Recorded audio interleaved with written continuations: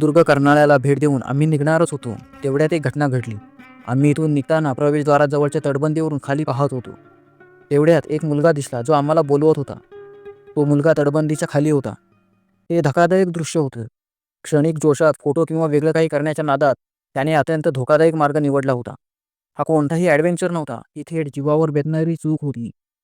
तर गडावरती गेल्यानंतर कोणती काळजी घ्यायची हे मी तुम्हाला व्हिडिओमध्ये सांगितलंच होतं. तो माणूस तिथे कशासाठी उतरला होता ते त्यालाच माहिती. मी कॅमेरा माझ्या साथीदाराकडे देऊन त्याला वाचवण्यासाठी गेलो. तो अशा ठिकाणी उतरला होता जिथून त्याला पुन्हा वरती यायला जमत नव्हतं आणि तो जो दिसेल त्याला ओरडून हातवारी करून सांगत होता की मला वाचवायला या. आणि जिथे प्रवेश बंद होता अशा ठिकाणी तो उतरला होता. त्याच्यामुळे तिथे जायला रस्ताही सापडत नव्हता.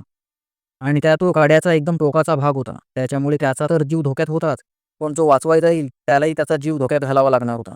आणि त्याचं नशीब बलवत्तर होतं की मी जाण्याआधी तिथे एक माणूस पोहोचला होता आणि त्याने कसंबसं त्या खाली असलेल्या माणसाला वर घेतलं.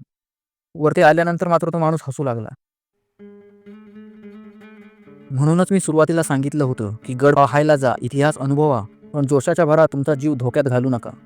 किल्ल्यांवर स्टंट नव्हे, शहाणपण दाखवायचं असतं आणि इतिहास अनुभवायचा असतो.